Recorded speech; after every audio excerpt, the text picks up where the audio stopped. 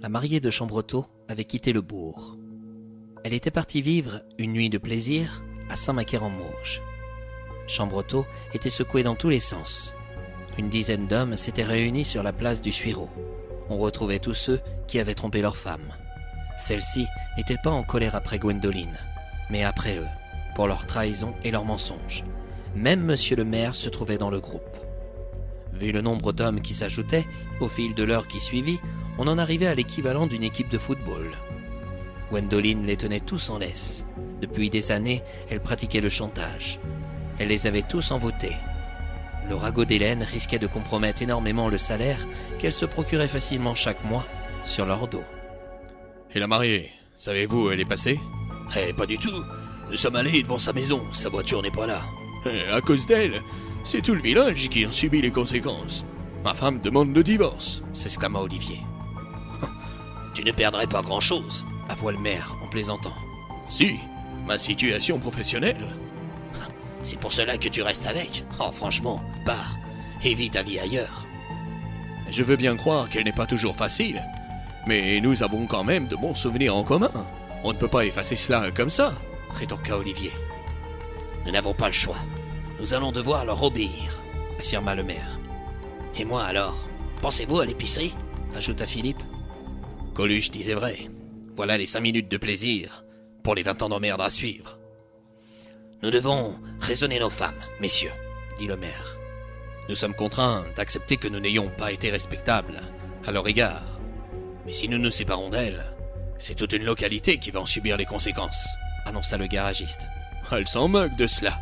Ce sont les premières à crier que nous devons arrêter de donner de l'argent à l'État, scanda le buraliste. Attendez, messieurs. Moi, qui suis le maire, je ne peux pas tolérer qu'un village comme Chambretot puisse se soustraire à ses fantaisies. Vous rendez-vous compte qu'à force d'avoir semé le grain entre les branchards et les loiseaux, nous en récoltons la tempête, observa Philippe. Et que nous proposes-tu? renforça Olivier. Eh bien, celle qui nous a mis dans ce pétrin, c'est la mariée. Mais la mariée n'est pas ici, s'écria le boulanger. Attendons-la, mais au lieu de s'énerver, excusons-nous, lâcha le maire. Nous excuser? Oui, parfaitement. Tu délires, osa le garagiste. À côté de tout ce que nous lui avons fait subir, à elle et son frère, ce que nous endurons n'est rien. Je ne vois rien de mieux qu'une femme pour raisonner une autre femme. Leur réunion improvisée dura plus d'1 heure sur la place. On chargea monsieur le maire d'aller à la rencontre d'Hélène quand elle sera de retour. Certaines femmes se trouvaient écœurées, d'autres demeuraient tristes ou en colère. Certaines se rassuraient en se disant qu'elles n'étaient pas les seules à vivre ce cauchemar. Louis ne savait plus du tout comment se comporter avec les gens du village, mais très vite, il comprit que le piège de Gwendoline ne s'adressait pas qu'à sa personne. Il avait peut-être une chance de récupérer Hélène. Il l'aimait, il en était convaincu. Gwendoline n'était qu'une relation sexuelle et rien de plus. Mais une fois qu'elle se positionne sur votre corps, c'est comme une toile d'araignée qui vous bloque. Vers 4 heures du matin, il décida de la quitter. Il prit sa voiture et partit au bord de la mer. Il réalisa sa maladresse. Hélène fit de même avec Jérôme. Elle se retira à la même heure en ne laissant pas le moindre message. Elle était tentée d'aller se réfugier sur les bords du lac de la Tricherie, mais elle ne voulait pas retrouver Louis. Il aurait bien pu l'attendre là-bas. Finalement, elle se rendit à l'étang des Noux, qui se situait aux abords de la forêt de Noyer. Elle avait adoré sa nuit, auprès de Jérôme. Cela faisait des années qu'elle n'avait pas ressenti autant de passion. Louis n'était pas du tout à sa hauteur, sexuellement parlant. Jérôme était gentil. Elle ne voulait pas lui faire de mal. Mais n'en provoquait-elle pas en cet instant? Elle ne le méritait pas. Quand il se réveilla, il découvrit son absence.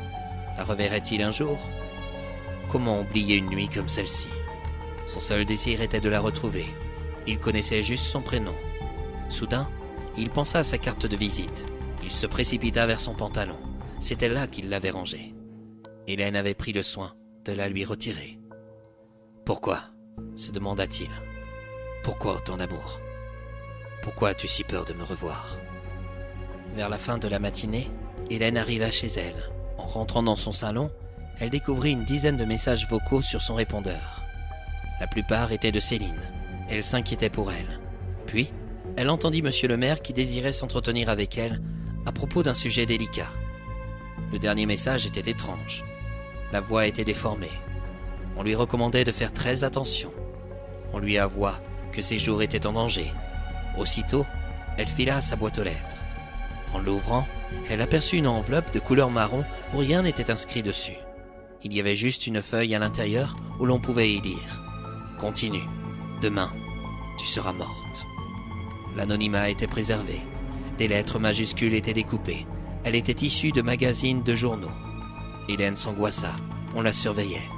Était-ce le ragot d'hier soir qui lui amenait autant de haine? Elle ignorait totalement l'ampleur des dégâts.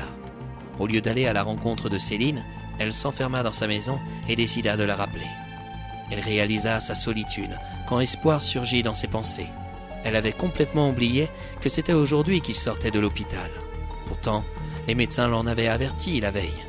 Céline était certainement partie le chercher vu qu'elle ne lui répondait pas.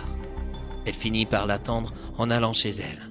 Vers 13h, la voiture de Céline se gara dans la cour de la ferme. « Dieu soit loué !» déclara Céline. « Oh, tu es toujours en vie ?»« Bah bien sûr, pourquoi ?»« Excuse-moi. Hier, j'ai certainement été brutal. Au contraire, tu as bien fait. J'ai réglé mes comptes, y compris avec la Mathilde. J'ai appris ça. Tu avais raison. Elle fait la une de tous les ragots à Chambretot, mais elle n'a pas été la seule. » « Comment ça ?»« Hier, tu t'es rendu à l'épicerie pour en informer tout le monde, non ?»« Oui, pourquoi ?»« Philippe a aussi trompé Catherine avec Gwendoline. Je n'oublie pas le boulanger, le garagiste et même monsieur le maire. »« Tu plaisantes ? Pas du tout.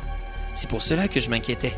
Ce matin, tous les hommes qui ont trahi leur femme se sont réunis sur la place du Suiron.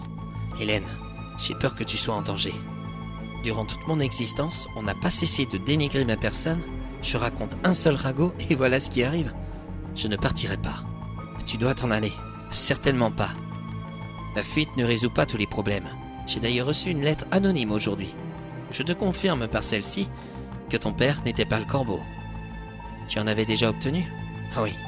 Mais dans la dernière que j'ai reçue, je peux y lire une menace de mort. Tu devrais aller voir la gendarmerie. Cela ne servira à rien. Si, tu pourras libérer ton frère. Il n'y est pour rien dans tout cela. Soudainement, Céline pensa à Espoir. Il attendait de l'aide pour sortir de la voiture. Bertille se tenait à ses côtés. Elle croyait tellement en sa guérison qu'elle lui redonnait goût à la vie, petit à petit. « Ça tombe bien que tu sois là. Marc m'a annoncé que tu possédais de la force. Comment se porte-t-il ? Ces jours sont durs et certainement très longs. Je devrais peut-être aller à sa rencontre ? Si tu as le temps, vas-y. Cela lui fera plaisir. Enfin, peux-tu m'épauler à installer Espoir dans son fauteuil ? Si tu veux. » Avec le soutien d'Hélène, elle sortit Espoir du véhicule. Le jeune garçon ne put s'empêcher d'acclamer qu'il n'eût jamais vu autant de femmes à ses pieds. « Tu as l'air de mieux te porter » déclara sa tante. Bertille m'a remonté le moral. Elle a raison. Nous devons prendre la vie comme elle vient. Je remarcherai certainement tôt ou tard. Pour mon père, je dois garder espoir. Vous allez bien ensemble, remarqua Hélène. J'aimerais bien en dire autant pour toi avec lui. J'ai appris ce qu'il s'était passé. Tu sais, on effectue tous des erreurs. Je t'arrête tout de suite, s'exclama Bertille. Si tu oses t'approcher de l'araignée, je te quitte sur le champ. De qui parlez-vous ? demanda Hélène. C'est le nouveau surnom de Gwendoline, répondit Espoir. On dit qu'elle tisse sa toile partout où elle passe. En tout cas, je ne pourrai jamais l'aborder. Je n'ai jamais vu son visage. Et puis, je suis constamment accompagné d'un fauteuil roulant. Les handicapés ne doivent certainement pas figurer dans son tableau de chasse. Céline amena tout le monde dans la cuisine pour déjeuner.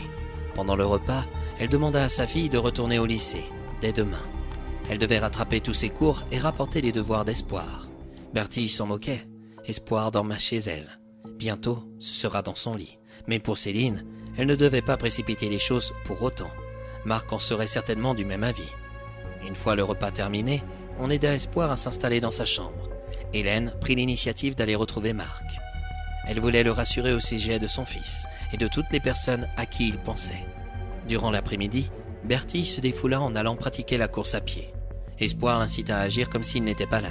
« J'aurais tellement aimé à ce que tu m'accompagnes. D'ici peu de temps, ce sera le cas. Et puis tu sais, le running et moi, ça fait deux. J'ai une meilleure idée. » « Laquelle ?